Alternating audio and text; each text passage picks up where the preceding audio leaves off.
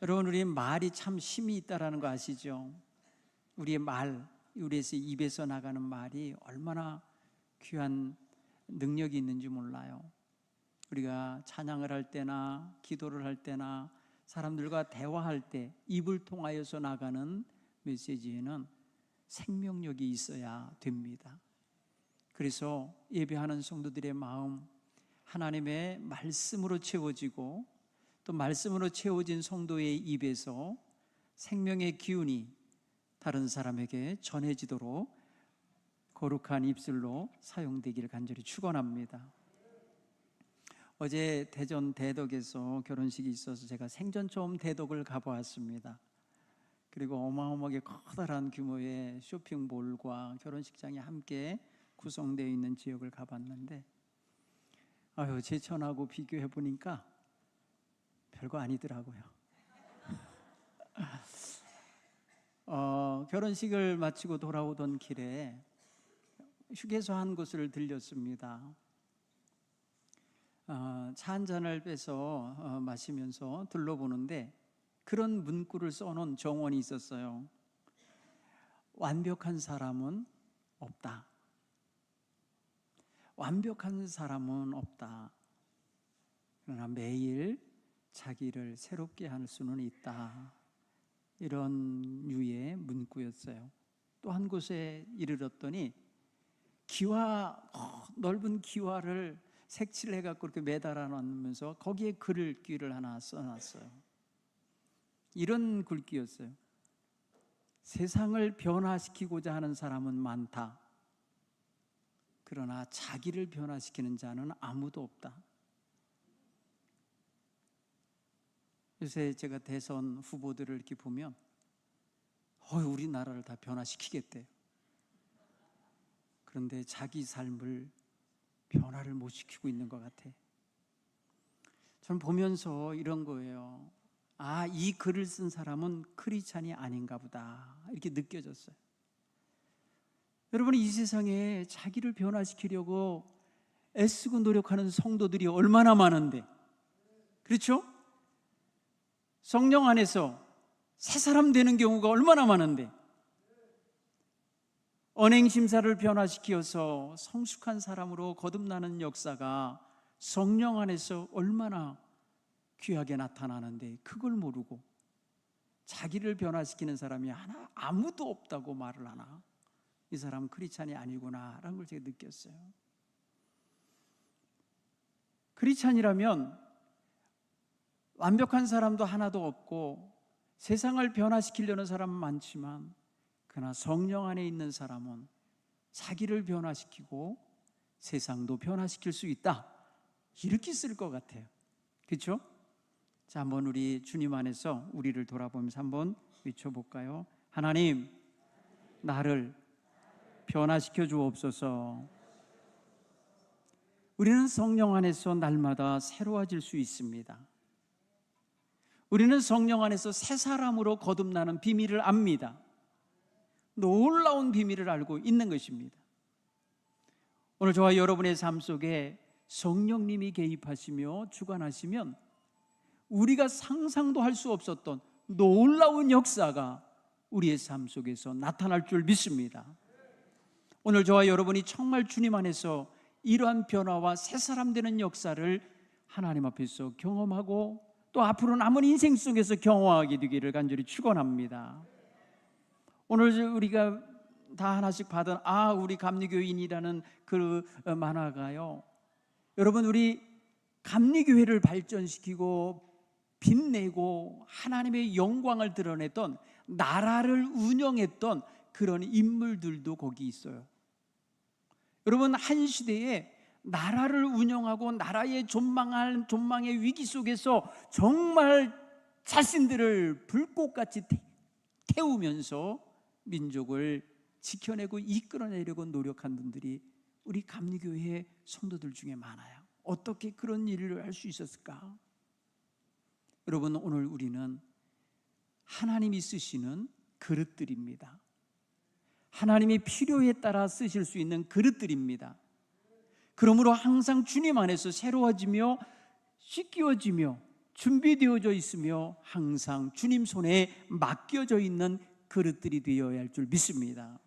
오늘 저와 여러분은 그런 면에 있어서 역사의 한 페이지를 지나가고 있고 기록되어지는 산상에 있습니다만 우리의 삶을 통하여 역사를 새롭게 쓸 수 있습니다. 그러므로 하나님의 은혜 안에서 우리를 먼저 발견하고 우리 자신을 진단하고 우리 자신을 온전히 파악하는 것이 너무나 중요한 것입니다.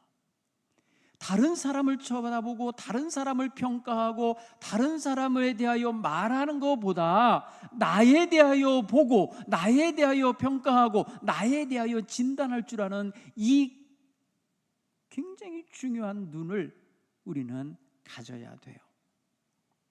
그런 면에서 오늘 성령님께서 우리의 눈을 밝히셔서 우리로 하여금 하나님 앞에 영광 돌리는 거룩한 삶으로 또 멋지게 오늘 이후의 삶의 출발점이 되도록 만들어 가시기 바랍니다. 우리도 대중 속에 들어가 있으면 대중 심리에, 군중 심리에 몰려서 행동하거나 말할 수 있는 존재입니다. 군중 속에 들어가서 여러분, 우리는 군중 속에 들어가면 자기가 가려지고 있고 자기의 존재가 작아지고 그들 속에 한 덩어리가 되니까 자기 스스로를 인식하지 않고 그냥 그 무리에 맞춰서 말도 하고 행동도 하는 경우가 많아요. 오늘 우리의 삶 속에서 우리는 군중에 휩쓸려서 군중들 틈에서 그들이 말한다고 나도 그냥 막 생각 없이 막 말해야 되는 사람이 되면 안 돼요.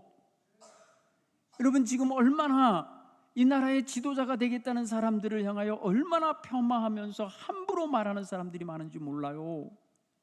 자기 주제도 모르고 자기를 파악하지도 못하고 있으면서 마치 딴 사람을 다 아는 것처럼 많은 사람들이 떠드니까 그 말을 검증도 안 하고 그냥 그대로 앵무새처럼 말하는 사람들이 얼마나 많은지 몰라요. 위험합니다. 여러분, 오늘 성경에 불평, 불만을 쏟아놓는 대중이 있어요. 모세를 향하여 사람들이 원망하고 불평하고 강력한 요구를 하는 장면을 우리는 성경에서 만나게 돼요. 그들은 하나님이 주신 은혜와 하나님이 주시고 돌보시는 그 손길에 대하여는 전혀 무감각합니다. 하나님이 자신들과 지금 동행하고 있음에 대하여 관심이 없어요. 그들은 울고 부르짖으며 자신들의 마음에서 솟아오르는 탐욕에 의하여 외치고 있어요. 애굽에 있을 때에 값없이 생선과 오이와 참외와 부추와 파와 마늘을 먹었고 고기를 실컷 먹었었도다. 그러니 그때가 그립도다. 이러면서 함부로 말을 해요. 그들은 지금 하나님께서 약속하신 가나안을 향하여 가고 있던 도중입니다. 하나님의 뜻을 받들며 가고 있던 중이었어요. 그들의 발걸음을 인도하는 분은 하나님이셨고 그들을 보호하시고 그들에게 양식을 주시고 그들에게 먹을 물을 주시며 그들을 밤낮으로 보호하시고 적들로부터 보호하고 계신 분이 하나님이셨어요. 그런데 그들은 그 하나님의 은혜에 대해 일절 말하지 않아요. 지금 여기 없는 것을 가지고 없다고 달라고 그것만 불평을 하고 있는 거예요. 어떻게 보면 우리 같아요.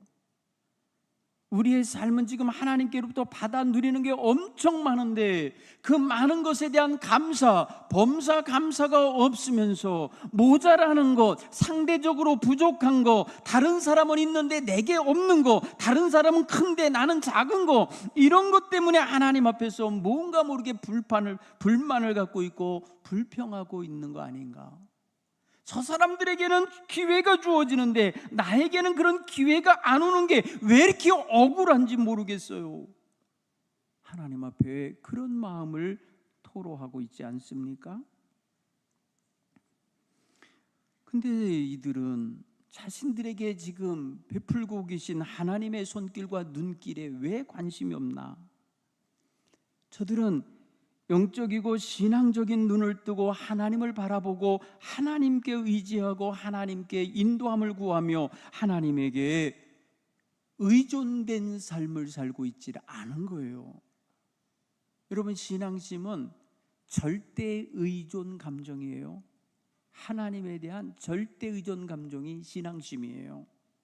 신학적으로 정리해서 표현하면, 여러분, 오늘 주님 앞에 우리의 마음과 중심이 절대 의존하고 있는 마음인가 보셔야 돼요. 뭔가 다른 것을 의존하고 있으면서 하나님을 상대적으로 의존하고 있고 무슨 옵션으로 신앙생활을 하고 있는 사람이면 이들과 똑같은 이런 환경에 놓일 때 불평꾼이 되고 원망꾼이 될 수밖에 없을 거예요. 하나님에 대하여 절대 의존 감정을 가진 참된 신앙심을 가진 성도들은 환경을 초월하고 자기의 상황과 자기가 놓여 있는 모든 여건과 자기 능력으로 모든 것을 행할 수 없을지라도 여호와 하나님에 대한 온전한 믿음을 바탕으로 말하고 행할 수 있을 것입니다.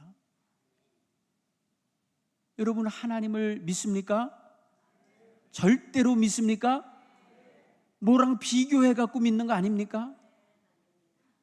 하나님이 절대자시며 내 생명의 주관자이심을 온전히 믿는다면 우리는 생명에 위협하는 순간이 와도 내 생명을 지으시고 보호하시는 하나님을 믿는 믿음으로 인하여 담대함을 갖게 될 줄 믿습니다. 이스라엘 백성은 지금 하루 이틀 광야 생활하는 게 아니에요. 오늘 성경 본문에 보면 1년 넘게 지금 광야에 나와 있어요. 그러니까 초보자가 아니에요. 광야 생활을 어떻게 해야 되는지 알고 있어요. 어떻게 하든지 이 광야를 빨리 빠져나가야 돼요. 그런데 저들은 지금 말이에요, 하나님 앞에 원망하고 있어요. 하나님이 세우신 하나님의 종인 모세를 지치게 하고 있어요. 너무너무 탈진하게 만들고 있어요. 스트레스가 완전히 최고조에 달한 상태를 만들어내고 있어요. 오늘 성경의 11절에 보면 모세는 이런 상황을 자기가 어떻게 해소할 수가 없어요. 자기 한계를 느껴요. 자기 한계를 깨달아요. 그래서 이것을 내가 해결할 수 없다는 걸 알고 하나님께로 가져가요. 오늘 11절에 보면 모세가 여호와께 여짜오되 하면서 Why? 왜? 주님께서 종을 괴롭게 하고 계십니까? 왜? 내게 주의 목전에서 은혜를 입게 아니하시고 이 모든 백성을 내게 맡기셔서 내가 그 짐을 다 짊어지고 가게 하십니까? 왜? 여러분, 오늘 이 모세가 하나님께 내놓는 질문들이 있습니다.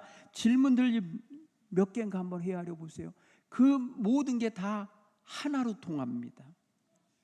하나로. 오늘 성경 본문은 14절, 책임이 심히 중하여 나 혼자는 이 모든 백성을 감당할 수 없나이다. 차라리 나 죽여주시옵소서. 차라리 나를 죽게 해주옵소서로 몰아가요. 지금 너무 힘들게 하고 있는 백성 때문에 너무너무 철없이 지금 광야 한복판에서 고기 먹게 해달라고, 기운 떨어지니까 고기 먹게 해달라고 이렇게 불평하고 있는 이 백성으로 인하여 모세는 지금 굉장히 지쳐 있는 거예요. 하나님, 이 모든 백성에게 먹일 고기를 내가 더 어디서 얻어냅니까? 이들이 나를 향하여 울며 우리에게 고기를 달라고, 우리에게 고기를 주어 먹게 해달라고 하는데 내가 이걸 어떻게 감당합니까? 저 죽여주세요. 살고 싶지 않아요. 이런 지경에 이르게 만들었어요. 여러분, 이 백성들 지금요 상당히 어린애 같아요. 미숙해요. 여러분, 모세 자기네들보다 훨씬 나이 드신 노인이에요. 그리고 그가 뭔 능력이 있어서 그 200만 명 가까이 되는 그 사람들을 먹일 고기를 어디서 구해냅니까? 철부지 같은 요구를 하고 있음을 보게 됩니다. 생각할 줄 몰라요? 내다볼 줄 몰라요? 느낄 줄 몰라요? 왜 이래야 되는가? 하나님은 이렇게 힘들어하면서 지쳐있는 모세를, 그래, 내가 너를 죽여주마, 너 이리 와, 이러면서 생명을 거두지 않으셔요. 하나님께 불평하며 하나님께 원망하며, 하나님 왜 이들을 내게 맡기셨습니까? 내가 이들을 배기를 했습니까? 내가 낫기를 했습니까? 왜 얘네들을 나한테 다 맡겨갖고 나 힘들게 합니까? 막 이러면 투정 부리는데 모세도 갑자기 어린애같이 돼버려요. 모세도 같이. 여러분, 이게 얼마나 파급력이 있었던가를 알 수 있어요. 처음 시작을 누가 시작했다고 봤냐면 4절에 보면 이스라엘 백성들 중에 섞여 사는 잡족들이 있었어요. 이스라엘 백성이 아닌 애굽에서 종살이 하다가 같이 탈출한 백성이 있단 말이에요. 이들이 탐욕에 사로잡혀 고기 먹고 싶다고, 애굽에서 고기 먹던 시절이 생각난다고 막 자극을 했더니 이게 백성들 모두 12지파 모든 백성들에게 퍼졌어요. 아, 그래, 나도 생각해 보니까 고기가 먹고 싶어. 어느 고깃집 이름이 오늘은 고기가 땡기는 날, 오늘은 고기가 땡긴다, 뭐 이렇게 써놨어요. 그래서 그 집 보면 저절로 고기 먹고 싶어지는 거예요. 고기 냄새, 어떤 가게는 고기 냄새 이런 간판을 달았어요. 그러면요, 진짜 냄새가 안 나도 냄새 나는 것 같아. 평소에 먹었던 기억을 추억하게 만드는 거예요. 그래서 발길을 고깃집으로 들어오게 만드는 거예요. 이스라엘 백성들 모두가 다 광야에 있다가 이 잡족들이 말하기를 고기가 먹고 싶어, 고기가 지금 먹고 싶어 하니까 나도 그래, 이걸 생각하고 모두가 함께 말이에요, 자기네들 천막 앞에 나와가지고 다 울었다는 거예요. 고기 줘, 고기 줘 하고. 고기 먹고 싶어서 울었어요. 여러분, 우리가 보세요. 먹을 것 때문에 우는 사람, 먹을 것을 더 먹기 위해서, 아니면 특별히 더 자기만 먹고 싶어서 우는 경우 있어요. 애예요, 보면 대부분 다. 그렇죠? 그렇게 우는 애 보면 애랄까요? 어린애? 좌우 분별 못하는 애들이 그래요. 그래, 이스라엘 백성이 지금 상황 파악도 못하고, 아니 광야에서 그 많은 사람을 뭔 수로다가 고기를 먹여요? 왜 어른스럽지 못해요? 왜 어른답게 생각 못하고 이렇게 철부지같이 다 문 앞에 나와서 울고 있냐 이거예요. 기가 막히지 않아요? 여러분, 오늘 우리는요, 주님 앞에서 우리의 이 철부지 같고 어리석고 어린아이 같은 미성숙한 모습이 발견되면 깜짝 놀라야 돼요.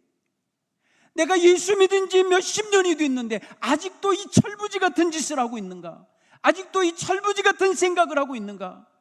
아직도 내가 이러고 있는가? 여러분, 이 광야에 있었던 이스라엘 백성만 이랬나요? 초대교회에 성령 충만이 받았다고 하는 교회에서도 이 일이 벌어졌잖아요. 사도행전 6장 오늘 본문 1절로 4절만 읽었는데요, 여기에 헬라파 과부들이 그날 주는 양식 공급을 못 받았다고 해서 완전히 그냥 교회를 뒤집어 놓고 지금 싸움판이 벌어진 거예요. 우리에게도 빵을 다오, 우리에게도 먹을 걸 다오, 우리에게는 왜 안 주었어 하면서 먹을 것 갖고 싸우고 있는 모습이에요. 여러분, 이게 말입니다, 지금부터 1500년 전에 광야에서 있었던 일, 3500년 전에 있었던 일, 2000년 전에 예루살렘에서 있었던 일, 현대판 오늘 우리들, 미국이 지금 하는 짓이 뭐예요? 관세로 인해서 온 나라를 힘들게 하고 세계를 힘들게 하는 게 뭔지 아세요? 우리 배고파요. 우리 배고파요. 왜 니네만 먹어? 왜 니네만 잘 돼? 다 우리에게 가져와. 이거 아니에요 지금. 여러분, 현대의 이 기가 막힌 현실을 보세요. 이 먹을거리 앞에서 무너지고 있는 인간들, 무너지고 있는 인류 역사를 보세요. 심각하죠. 오늘 저는 우리 성도님들이 조금 더 성숙하고 조금 더 하나님의 뜻에 부합하는 그런 인생들로 생각의 폭도 넓어지고 깊어지게 되기를 간절히 축원합니다. 오늘 우리는 어떤 궁극적인 자리에서 내가 무너지고, 내가 어떤 유혹 앞에서 깨지고, 어떤 사회에서 내가 물들어 버리는 것을 보셔야 돼요. 뭐에 내가 자꾸 이렇게 약해지는가? 뭐로 인하여 내가 자꾸 하나님 영광을 가리고 사는가 보셔야 돼요. 이게 열려야 돼요. 이게 눈에 띄어야 돼요. 사랑하는 성도 여러분, 성령의 사람들은, 성령 충만한 사람들은 이 시대에 그 어떠한 유혹이나 어떠한 도전이나 그 어떠한 인간의 궁극적인 자극, 문제에 대한 자극이 있다 할지라도 흔들림 없이 그 본분과 역할을 수행해낼 수 있을 줄 믿습니다. 성령 충만한 사람들, 하나님 앞에서 새 사람 된 사람들입니다. 이런 사람들이 주님의 일에 동참할 때에 놀라운 은혜가 있는 것입니다. 여기서 새 역사가 창조되어지는 거예요. 제가 이 말씀을 묵상하면서 모세가 불쌍해지더라고요. 그런데 반면에 저는 굉장히 행복하더라고요. 와, 목사보다 더 똑똑한 교인들도 많고, 목사보다 더 열심히 있는 교인들도 많고, 목사보다 더 열정을 갖고 헌신하며 희생하는 성도들이 많은 데서 목회하니 제가 모세보다 훨씬 행복하지 않겠어요? 어린애같이 문 앞에 나와서 울면서 고기 달라고 하는 것이 아니라, 누가 행여라도 목마르지 않을까, 누가 행여라도 더 아프지 않을까, 누가 더 배고프지 않을까요? 열심히 섬기는 성도들이 있는 교회, 우리 동부교회 행복한 교회인 줄 믿습니다.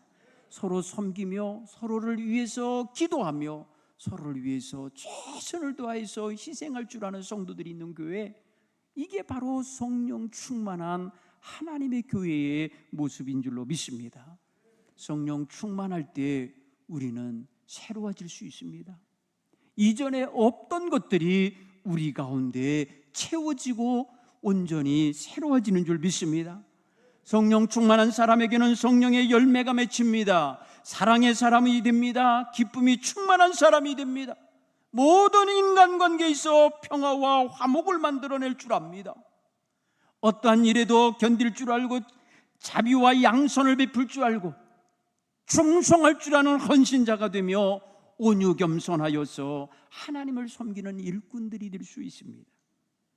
성령 충만한 사람은 인격이 변화여지고요, 관계가 새로워지고요, 삶 속에서 향기가 나는, 삶 속에서 그리스도인다운 모습이 나타나는 놀라운 역사를 드러낼 줄 믿습니다. 예수님을 모시고 살고 있는 사람답게 예수님이 반영되는 삶을 살아낼 줄로 믿습니다. 오늘 저와 여러분의 삶 속에서 정말 겸손하고 희생할 줄 알고, 용서할 줄 알고, 긍휼을 베풀 줄 알고, 기도하며 섬길 줄 아는 아름다운 모습을 갖게 되길 간절히 축원합니다. 성령 충만한 사람은, 따라서 해볼까요? 예수 그리스도를 본받는다. 여러분, 예수 그리스도의 마음과 그의 언행, 그의 영성을 본받아서 하나님을 기쁘시게 하는 일에 십자가를 찔지라도 달개질 수 있는 이러한 신앙의 자세가 있다는 것입니다. 회피하고 도망치는 것이 아니라 하나님의 영광을 드러내는 귀한 성도들로 거듭나질 줄로 믿습니다. 오늘 우리 감리교회 제47주년 평신도 주일입니다. 우리 평신도들이 정말 훌륭한 믿음의 사람들로 하나님 앞에 서실 수 있기를 간절히 축원합니다. 그래야 하나님을 영화롭게 할 수 있기를 간절히 축원합니다.